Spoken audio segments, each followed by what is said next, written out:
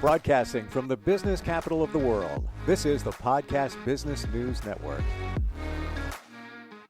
Well, welcome back, everybody. It is a bit challenging in the workplace nowadays, and we've been talking about that. You have challenges finding people to work, people to be invested in the business, really enjoy what they're doing. And she is somebody that has worked with CEOs and business owners from all different levels for decades, helping them really turn their business around. And we're going to get even deeper today in terms of collaboration and why that's so important in the workplace. She is Lois Sonstegard, and she joins us again. Lois, how are you?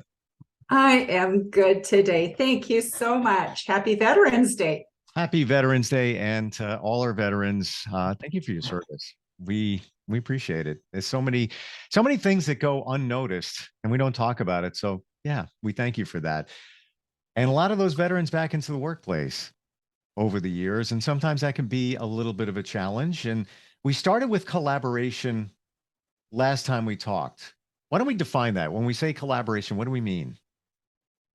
Great question, Steve. Collaboration is when two or more people come together, they choose to work together, develop a relationship to accomplish a common goal. And it's that common goal that is key, because I think a lot of times we confuse collaboration with connections or networking. And although that's part of building a relationship, it doesn't produce a result. So with collaboration, we're looking for results. I love the word relationship, and I'm glad you said it, because that's really what it comes down to. It is a relationship, no matter what level it is, you're connecting with people. We're connecting with people. And you know, Steve, I have been so concerned this past week as I've watched, actually probably the last 2 weeks, as I've watched some of what's been talked about on social media, but also what we're seeing. Because remember, last 2 weeks, we talked a little bit about the Great Resignation and then the silent quitters. Mm-hmm. And we knew that what was coming behind it was the great layoffs. It was being projected to come perhaps in 2023. It has already begun. You know, we saw Twitter reducing 50% of their workforce, and then Meta eliminated 11,000 positions. Salesforce eliminated hundreds of positions. Stripe 1,000, Lyft, and the list goes on. We are at the front end of layoffs. So the problem that I see with this, and I don't want to spend a lot of time on this podcast, because it's almost like a whole series in itself that really needs attention.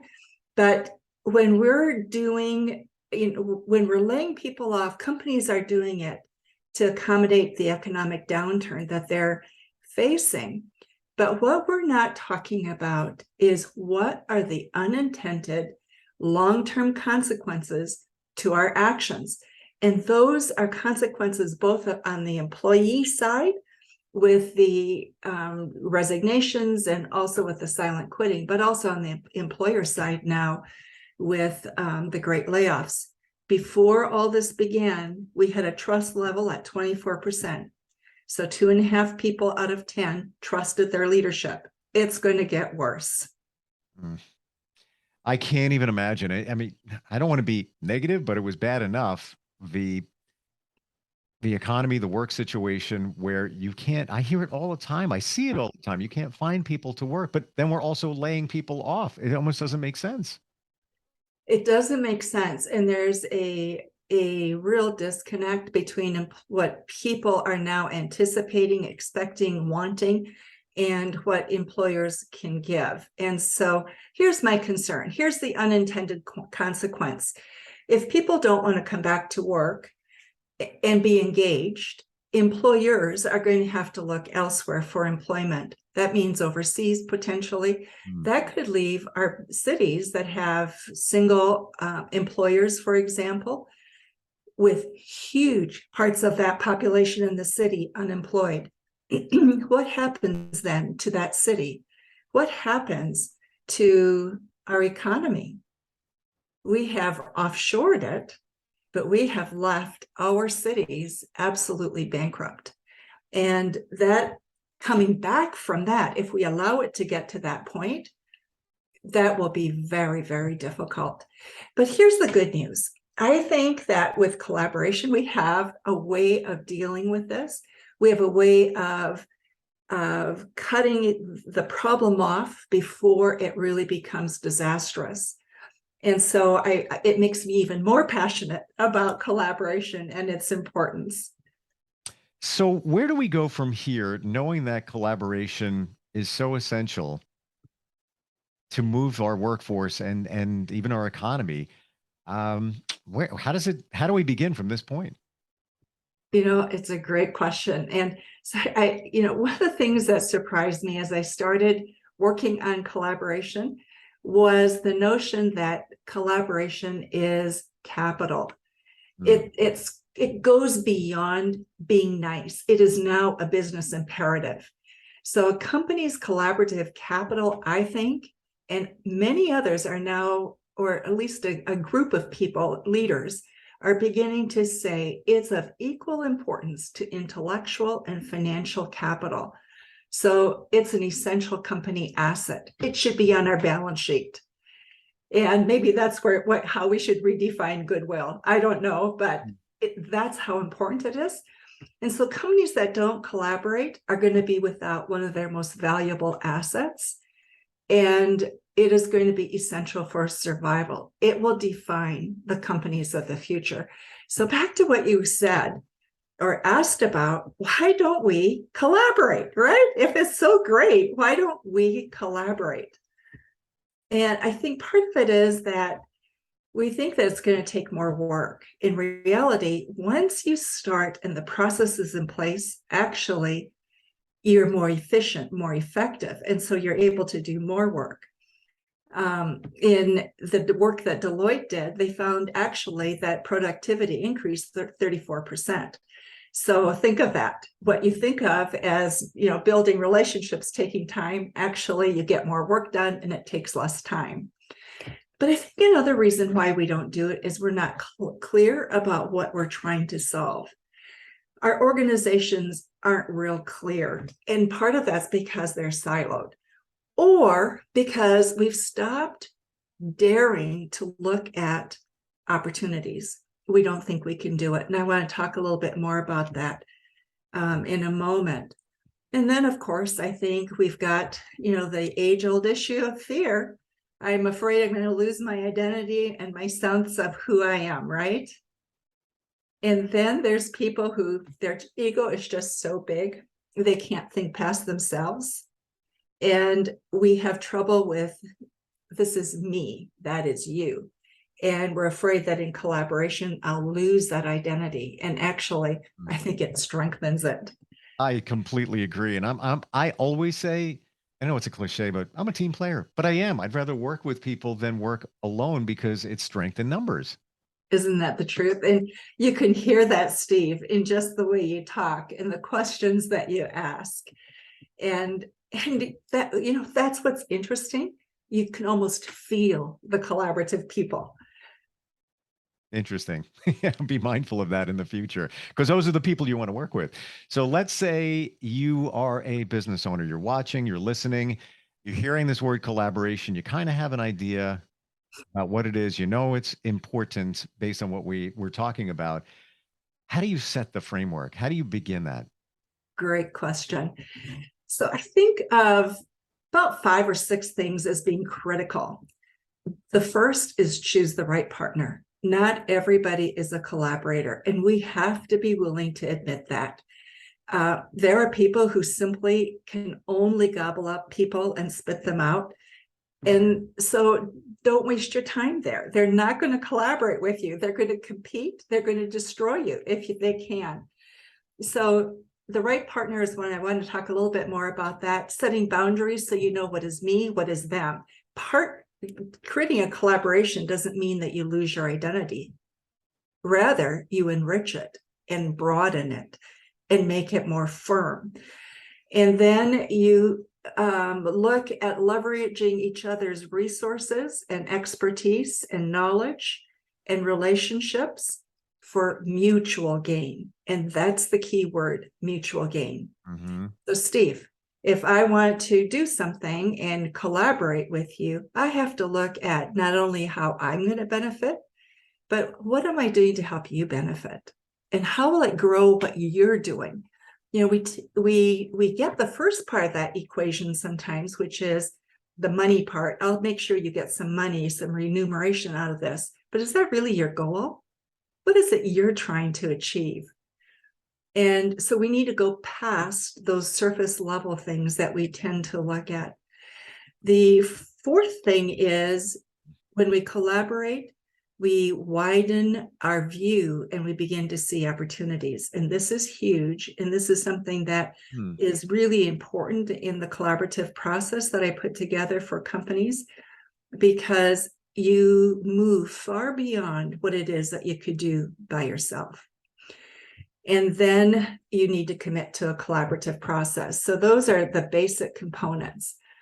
So can I go through each one of those and talk a little bit about what makes a good partner, for example? Oh, please do. And even I just want to interject here that it's probably the most important part of all of this.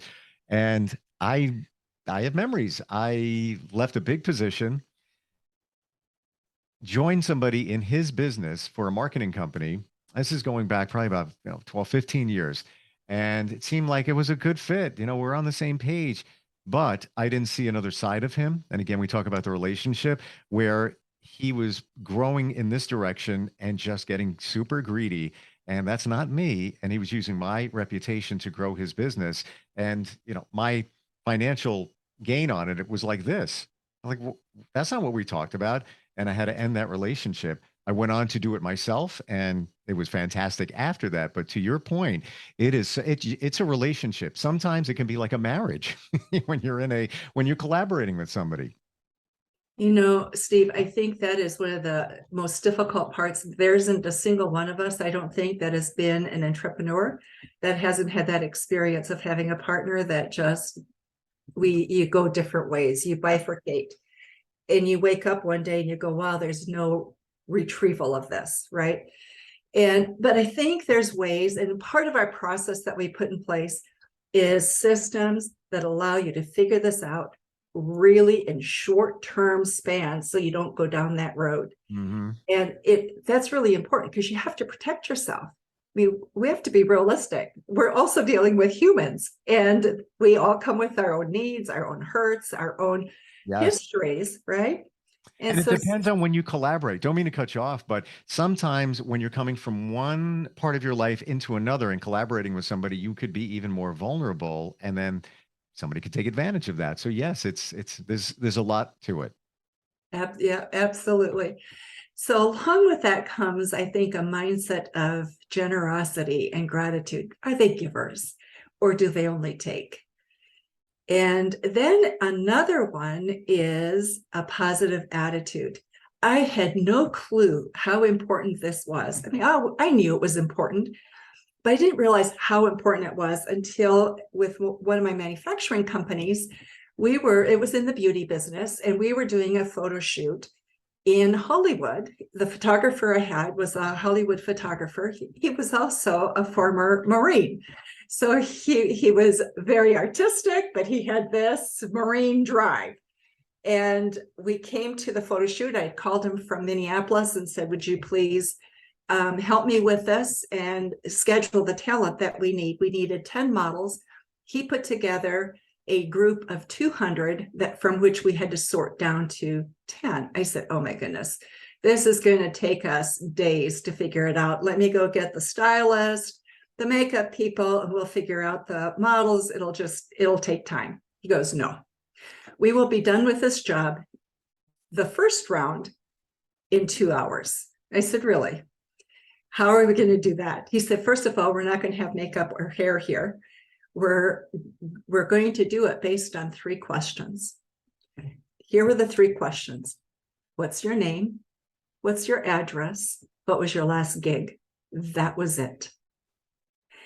And he said, what we listen for is, how do they respond? If they're annoyed because they know that they already wrote on the application their name, eliminate them.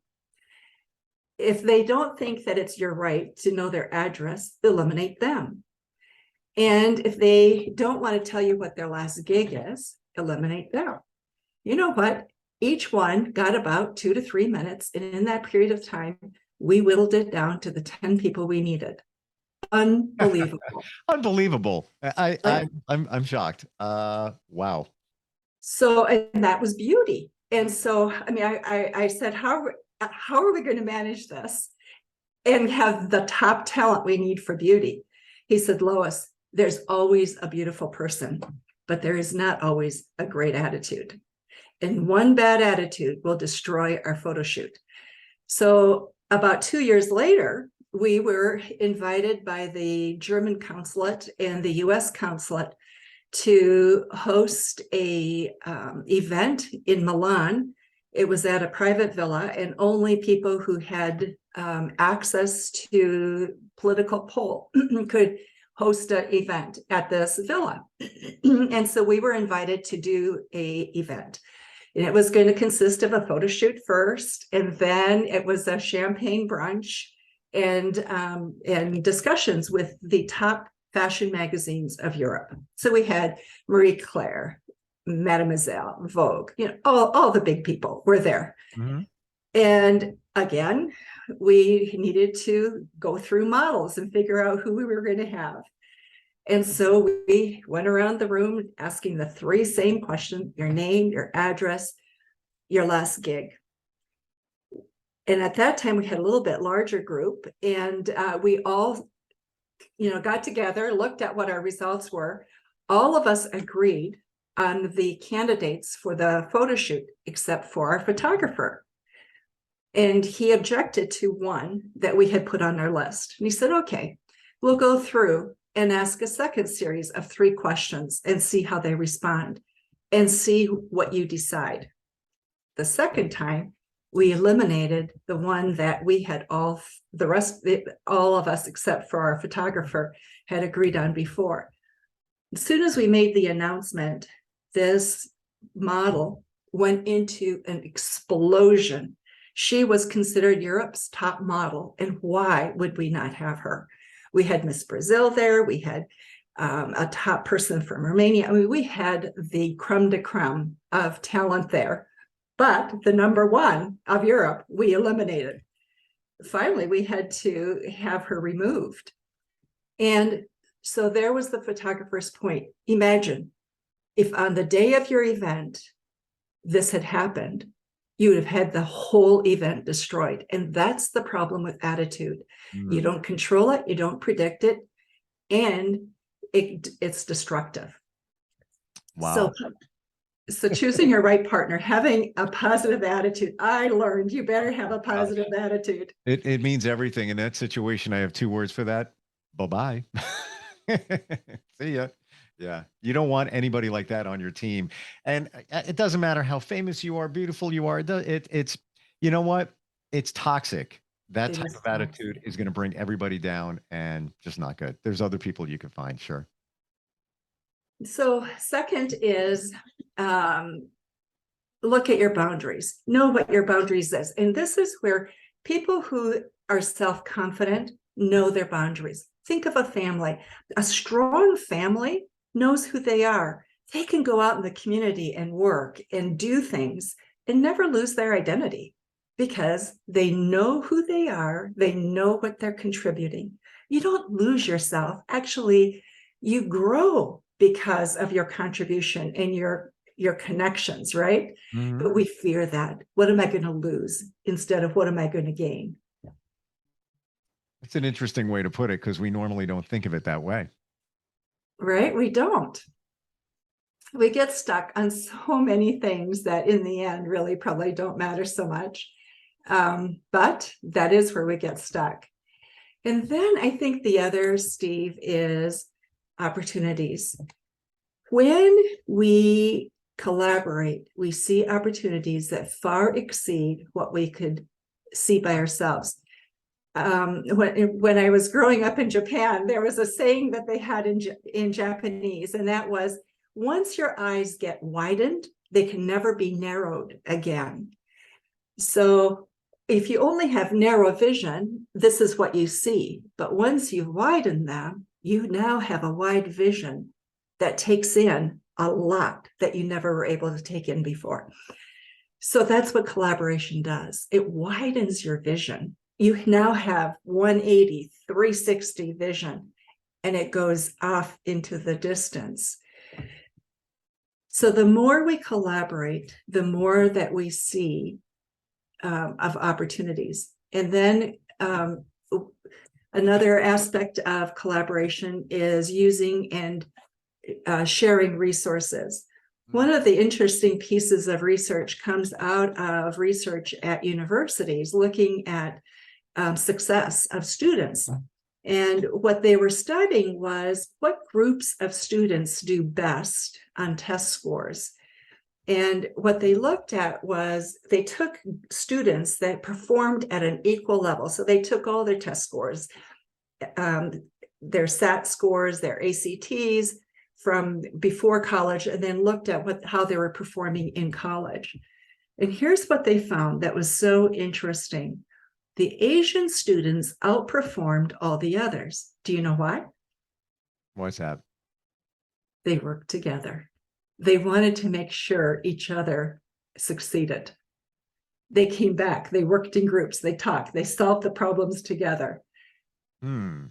Interesting. It's like for the greater good. For the greater good. Yep. They were working for the greater good.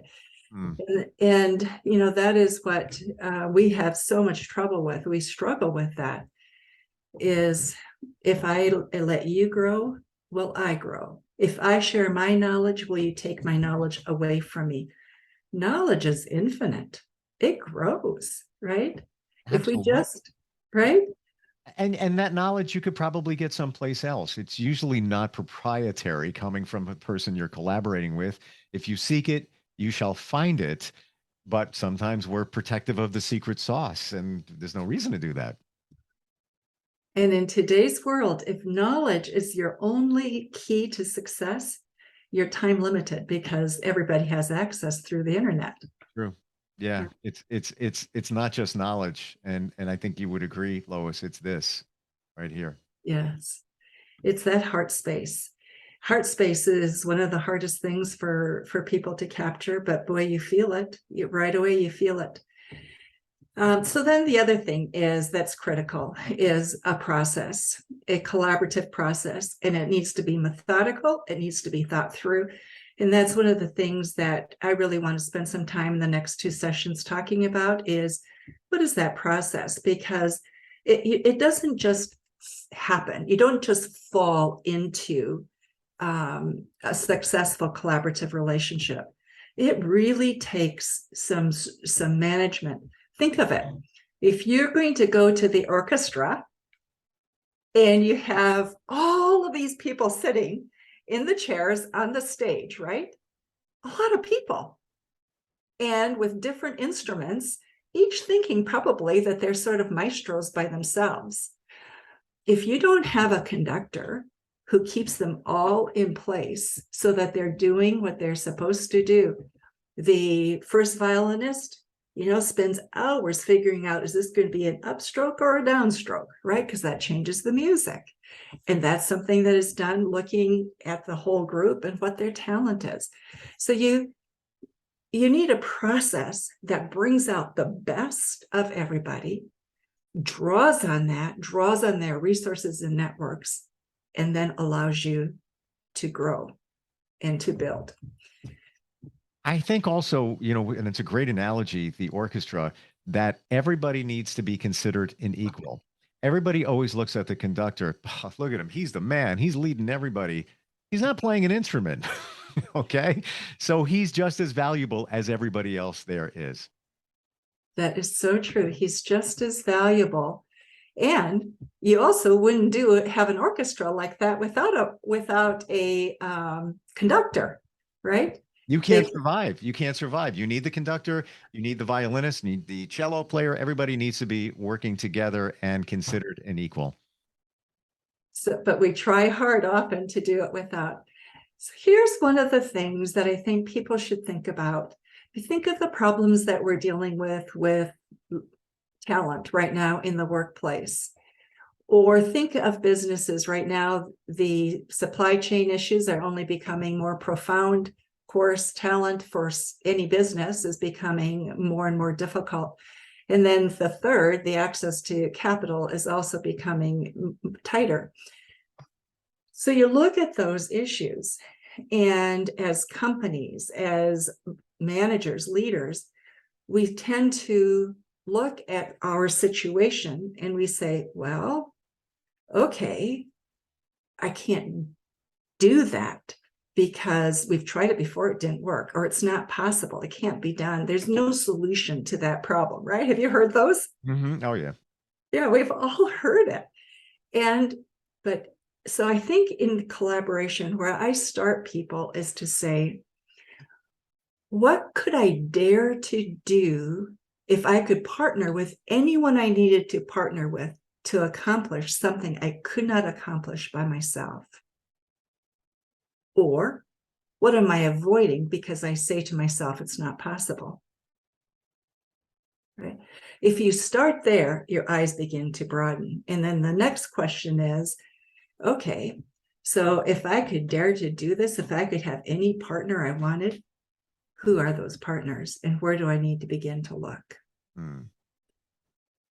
So that's your very, very first process that needs to be addressed. And then from there comes some very specific steps. I think we're going to get to that next time because we're just about out of time, but some great stuff. And I'm thinking, I have a business idea. I put it on the back burner like 8 months ago, like, nah, there's a reason here. And just yesterday, Lois, I thought about it. I'm like, this is possible. It is possible. Why am I putting these blocks out? Now wait a minute. And things have changed along the way, but now it's almost like, there it is. Let's go. Let's move forward toward that. So very inspiring. A lot of things. Put your ecosystem together that will solve that problem for you. And when you do for yourself, it's amazing. You're going to solve problems for others as well. So I look forward to that next conversation. Good for you. You keep thinking on it. It will maybe help you look at that. You know what? There's things happen for a reason. There's a reason we're talking about this. What's your website, by the way? It's Lois. It's www.buildtomorrow with the number 2. So BUILD 2morrow.com. And people can contact me at Lois at buildtomorrow.com. LOIS at buildtomorrow.com. Always a pleasure talking with you. You truly are a breath of fresh business air and an inspiration too. And looking forward next time we collaborate. Oh, wonderful. Thank you so much, Steve. Have a great day. You too. We'll be right back. Are you looking for even more of the podcasts and hosts that you love? The Podcast Business News Network is proud to announce that you now have even more ways to listen live. Check out the MyTuner Radio, online radio box, and Simple Radio apps on iOS and Android, or find us online. Search for Business News Network on mytuner-radio.com, or search Podcast Business News Network on streama.com and onlineradiobox.com/US. Take your podcast on the go and don't miss a minute of the action.